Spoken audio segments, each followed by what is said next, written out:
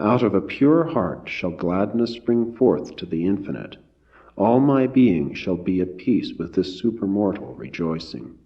My soul is filled with content, and my heart overflows with the bliss of peaceful trust. I have no fear. I am free from anxiety.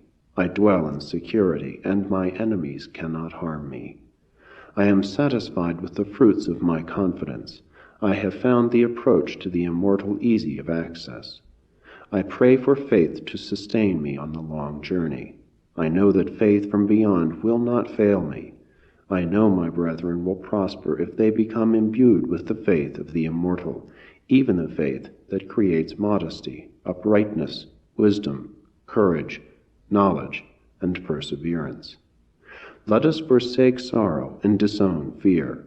By faith let us lay hold upon true righteousness and genuine manliness. Let us learn to meditate on justice and mercy. Faith is man's true wealth. It is the endowment of virtue and glory. Unrighteousness is contemptible. Sin is despicable. Evil is degrading, whether held in thought or wrought out in deeds. Pain and sorrow follow in the path of evil, as the dust follows the wind. Happiness and peace of mind follow pure thinking and virtuous living, as the shadow follows the substance of material things. Evil is the fruit of wrongly directed thinking. It is evil to see sin where there is no sin, to see no sin where there is sin. Evil is the path of false doctrines. Those who avoid evil by seeing things as they are gain joy by thus embracing the truth. Make an end of your misery by loathing sin. When you look up to the Noble One, turn away from sin with a whole heart. Make no apology for evil, make no excuse for sin. By your efforts to make amends for past sins, you acquire strength to resist future tendencies thereto. Restraint is born of repentance. Leave no fault unconfessed to the Noble One. Cheerfulness and gladness are the rewards of deeds well done and to the glory of the immortal. No man can rob you of the liberty of your own mind. When the faith of your religion has emancipated your heart, when the mind, like a mountain, is settled and immovable, then shall the peace of the soul flow tranquilly like a river of waters.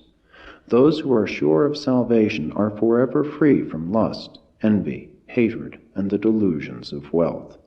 While faith is the energy of the better life, nevertheless, must you work out your own salvation with perseverance.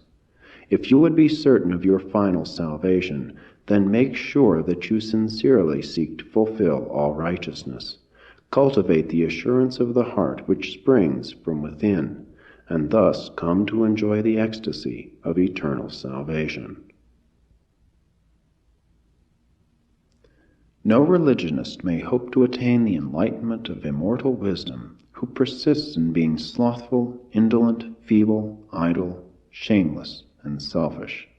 But whoso is thoughtful, prudent, reflective, fervent, and earnest, even while he yet lives on earth, may attain the supreme enlightenment of the peace and liberty of divine wisdom. Remember, every act shall receive its reward. Evil results in sorrow, and sin ends in pain. Joy and happiness are the outcome of a good life.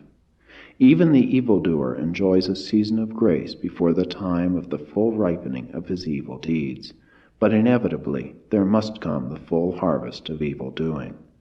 Let no man think lightly of sin, saying in his heart, "The penalty of wrongdoing shall not come near me." What you do shall be done to you, in the judgment of wisdom. Injustice done to your fellows shall come back upon you. The creature cannot escape the destiny of his deeds. The fool has said in his heart, "Evil shall not overtake me." But safety is found only when the soul craves reproof and the mind seeks wisdom. The wise man is a noble soul who is friendly in the midst of his enemies, tranquil among the turbulent, and generous among the grasping. Love of self is like weeds in a goodly field. Selfishness leads to grief. Perpetual care kills. The tamed mind yields happiness. He is the greatest of warriors who overcomes and subdues himself. Restraint in all things is good. He alone is a superior person who esteems virtue and is observant of his duty. Let not anger and hate master you. Speak harshly of no one. Contentment is the greatest wealth. What is given wisely is well saved. Do not do to others those things you would not wish done to you. Pay good for evil. Overcome evil with the good. A righteous soul is more to be desired than the sovereignty of all the earth. Immortality is the goal of sincerity, death the end of thoughtless living. Those who are earnest die not, the thoughtless are dead already. Blessed are they who have insight into the deathless state. Those who torture the living will hardly find happiness after death. The unselfish go to heaven, where they rejoice in the bliss of infinite liberality and continue to increase in noble generosity. Every mortal who thinks righteously, speaks nobly, and acts unselfishly shall not only enjoy virtue here during this brief life, but shall also, after the dissolution of the body, continue to enjoy the delights of heaven.